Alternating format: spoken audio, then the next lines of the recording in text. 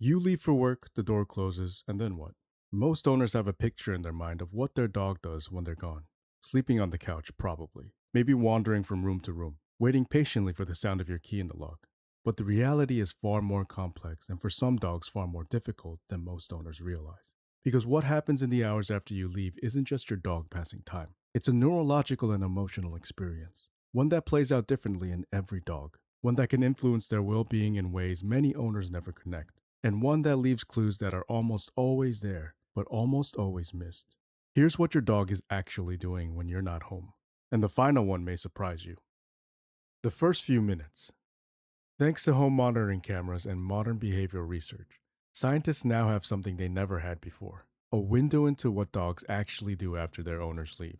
And what they found surprised a lot of people. For many dogs, the first few minutes after departure are the most emotionally active part of the entire day. Heart rate rises. Many dogs vocalize, some pace. Others move repeatedly between the door and different parts of the house. Stress hormones begin to rise as well, although the timing varies from dog to dog. This isn't the peaceful transition into a nap that many owners imagine. For a dog who has formed a strong attachment to their owner, which is most dogs, your departure is a real stress event. The person they feel safest with has suddenly disappeared, and their brain and body react almost immediately. The encouraging news is that in securely attached dogs, this reaction usually starts to settle within 15 to 30 minutes. They don't calm down because they stopped missing you. They calm down because their attachment system begins to regulate itself.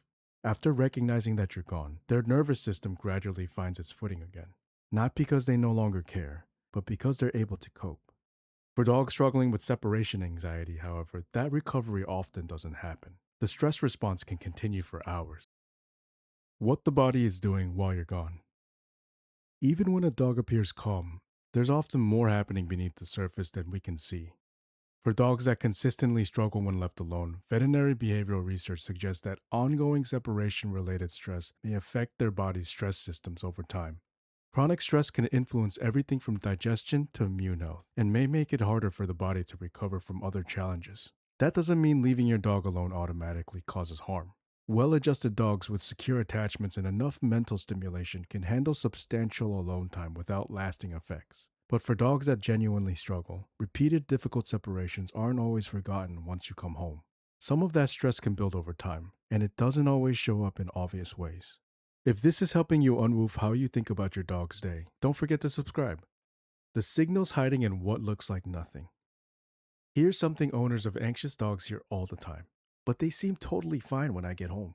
And that's one of the biggest misunderstandings in canine behavior. Dogs who experience significant stress while their owner is away often don't show obvious signs of that stress when the owner returns. Instead, they greet them enthusiastically. They wag, they jump, they stay close. To most owners, that looks like proof everything was fine. But behavioral researchers see it differently. An excited reunion doesn't necessarily mean the previous hours were easy. It often reflects attachment, relief, and social excitement. The signs of separation distress usually happen while you're gone, not while you're there. And they don't always look dramatic.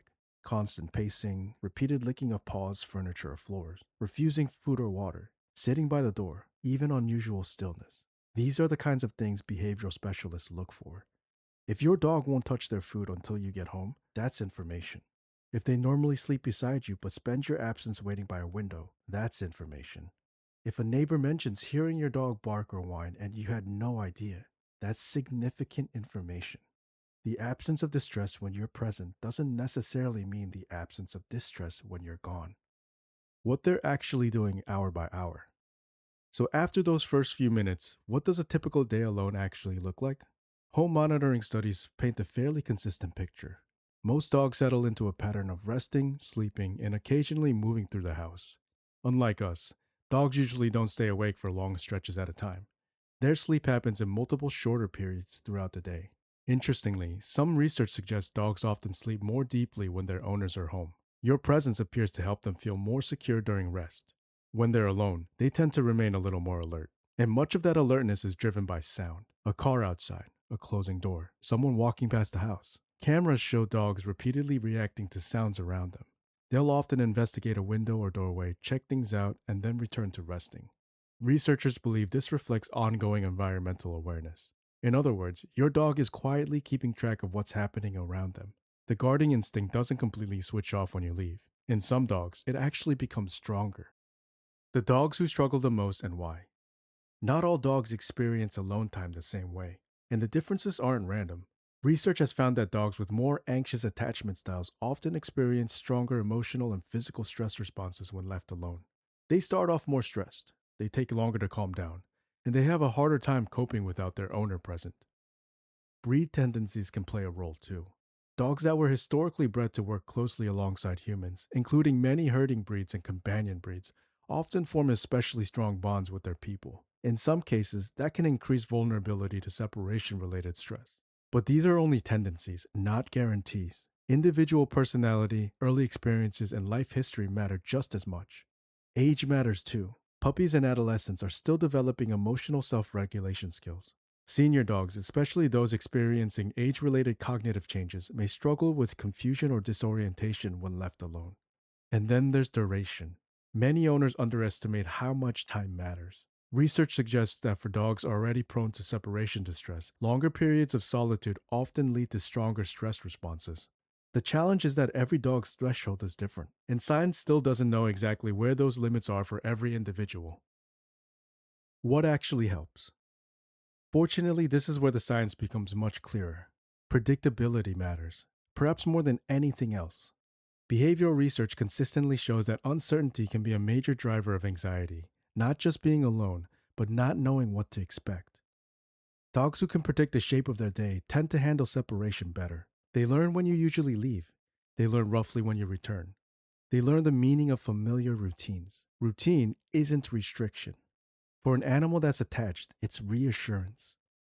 What your dog does right before you leave matters too. Studies on food based enrichment have found that puzzle feeders, stuffed toys, and long lasting chews can reduce the intensity of the initial stress response for many dogs. They give the brain something else to focus on during the most stressful part of the separation. And how you return home matters as well. The research here is more nuanced. Highly emotional reunions can sometimes increase arousal rather than reduce it. For many dogs, a calm, warm, predictable greeting works best. A few minutes of genuine connection, a little attention, a little reassurance, and then a gradual return to normal routine. After all, you've been their absent safe place for hours. Your return is one of the most emotionally significant moments of their day.